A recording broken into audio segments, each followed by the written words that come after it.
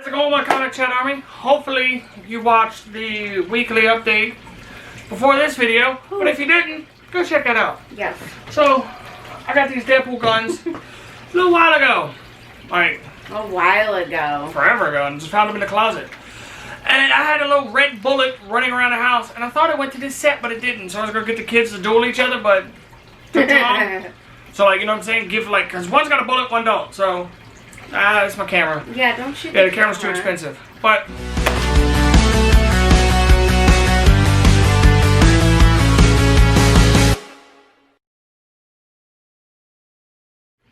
Jesus. That one right there. Let's get it. Who did you hit? All right. We are back. I think you got Captain America. Shot this thing all over the room. But I read Argo Comics Anthology, Sorority of Power, and Argo5. And I read our first novel, Big Boss. Yep. So look, I'm gonna tell you in case y'all don't watch the other video. This book come with a couple different numbers. So I'm gonna do all the number ones. If y'all see me like books 1 through whatever, we're gonna do number 1 first. Then we're gonna do number 2 second, and number 3, or however. That way, so you can have more chances of people actually discovering your book. Yep.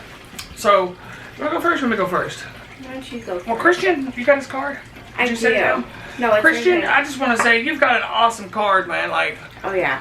Like the texture of it, I think you got like extra soft, but like it's like a matte finish. Yeah, but it's like the way his book feels. Yeah, there you go. Can you see the target on it? It's pretty cool. Like we was gonna get super soft cards one time, but they was a little bit too expensive for us. Book. It's just like the feeling of his pages. Which we interviewed him. Go watch that interview. Half of the book is traditionally drawn pen and paper, then the other half goes right into digital. Could you tell? No. Seamless. But he told me that, and I had no idea. I was trying to figure out where it started with the digital, and I have no idea. So I'm going to start off with Sorcery of Power. I'm going to review them in the way that I read them. Sorcery of Power is about an all... I like this cover, though. I like that it's front and back. An all-female superhero group, well, women, trying to get into a sorority. It's not bad. Like, it was very creative. Like, I liked the characters. I liked the way they looked, but some of the pinup, let me show you the pinup that was like just an absolutely... Well, each one has their own...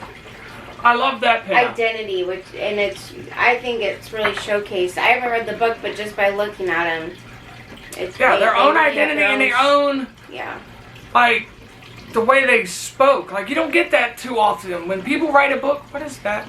Oh, the shelf messed me up. I was like, what? Is that on the camera? So sorry. So when people usually write more than one character, usually they blend together, like, very subtly. But this, no. It's like, I don't know. Do you got, like, who wrote it? Oh, yeah, we're going to interview him, Dan. Dan, do you have, like 6 different personalities we don't know about? That's why these characters are so great? Let us know in the interview. I'll ask you that question again. But the art was amazing. I like the book. It was a little... It has... What's the word? Sexual... A lot of sexual undertone. Well, not really undertones. A lot of sexualness. Content? Yes. No, it's not really content, but it doesn't ruin the book or break you from the immersion. So it's not tacky or Right. It's not distasteful. Yeah. But they find a pervert watching one girl, and they can't figure out who the pervert is. So they all 6 girls come together to find out who the pervert is, and that's how they get into the sorority. Oh. But it's really cool. I'm glad you read that and not me. I will just say that. Why? I mean, it's... Well, I mean, I don't mean to interrupt, but this content of the story, for it to, as a woman, for it to be based off of women using powers and their strengths to come together. But I mean, it's still sexualizing women in a sense. Does that make sense? No. To me, it is, but you know. Well, what? Hey, well, it wasn't bad. Like, yeah. I'm not saying it wasn't bad or anything, and I'm glad to see that he wasn't like full on making them nude or No, doing wasn't like that raunchy one things. book that we read. That one book was. Please don't remind me. It was so bad we couldn't even put it on YouTube. We put it on Facebook, And that still was pushing it. Yeah, it was kind of rough. So. Would you recommend the book? Oh, I was going to do that at the end of all three. But yeah, I mean, I definitely recommend picking up the book. Like the art. I like the art. Like the art is amazing. It's just seamless. It flows.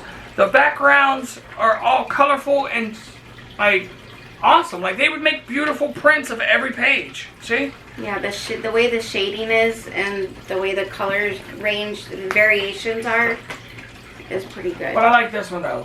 Which one? The Silver Girl. Yeah. I think I like that one. So if that's a print, let me know, Dan, and we'll put it up in our print gallery that we got going on. So Argo Comics #1. This was my second. Well, between this one and the other one, I liked it, but I really didn't care for Argo5 too much. I'm gonna get to that. So that's why I waited till last. So this is, I found out it's 3 different stories: Impact Gold, Teen Machine, and Impact Silver. So it starts off with just your typical superheroes flying to fight a griffin. If you don't know what a griffin is, I think it's like the lion bird. Like, look. It reminds me of Conan, like Arnold Schwarzenegger, mixed between Tarzan. Yeah. Like it's a, like they fight the griffin. Good in this one, and the pages, like I don't know what these pages are made of. That's kind of like how this book feels to me. Like it's just different. Yeah, it's very silk, nice, smooth pages. So it's 3 short stories. Didn't know that at one time. I read it seamlessly and was like, this makes no damn sense. Like, does he know that he did this? So the second one is Teen Machine. And it's about a little teenager wanting to go to prom with the popular girl.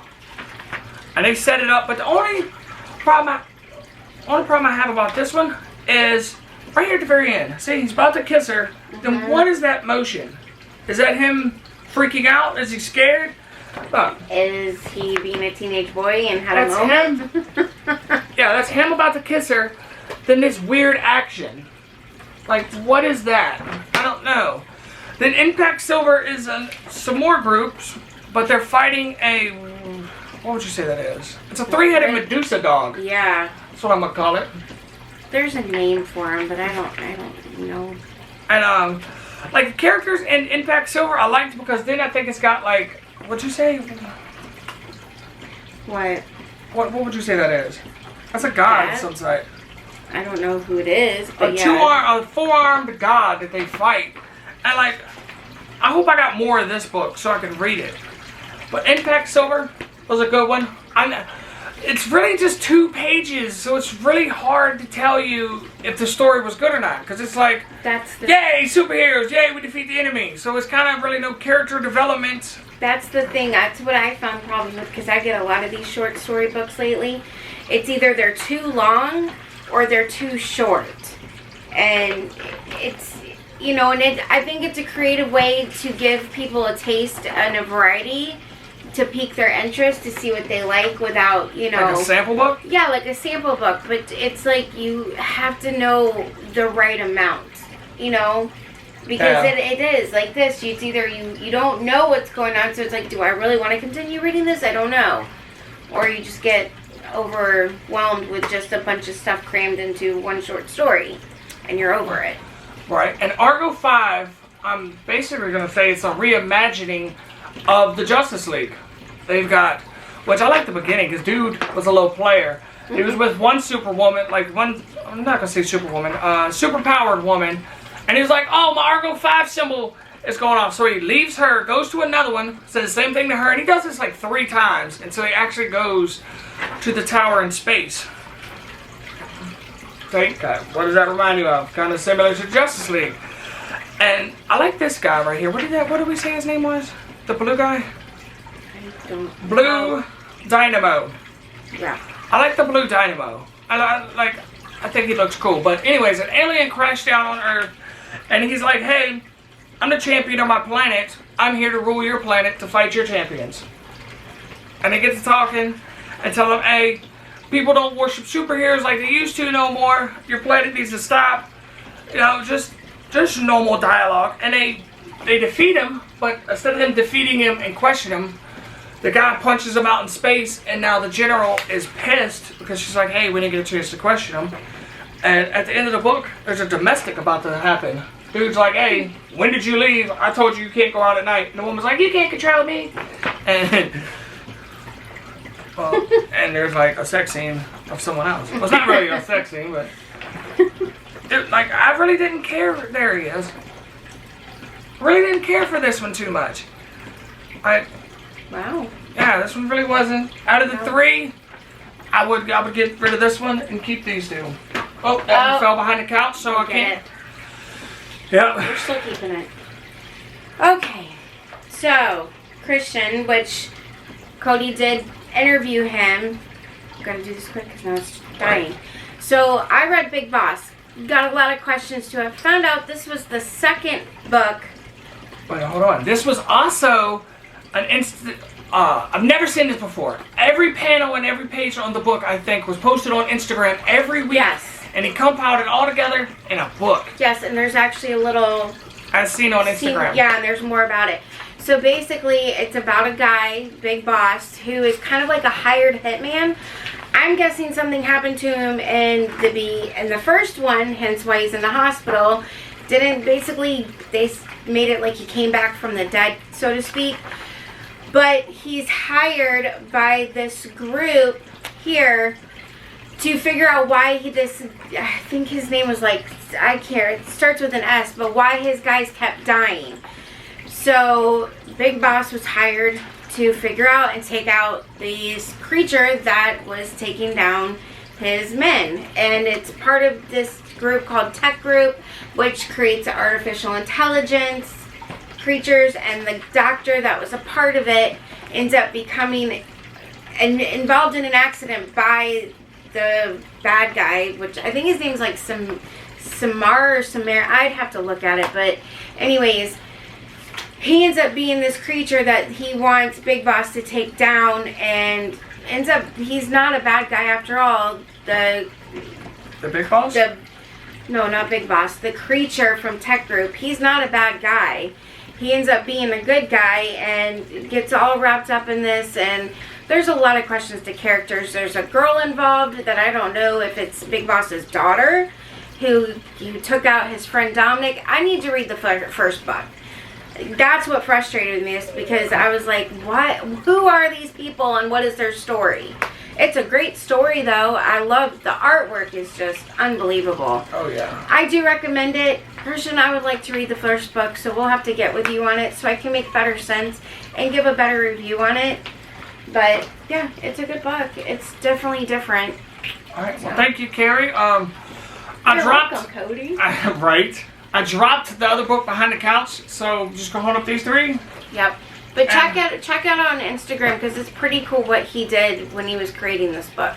Oh, yeah. So, and it's on Amazon, too. All right, guys, we're back. Thank you. Peace.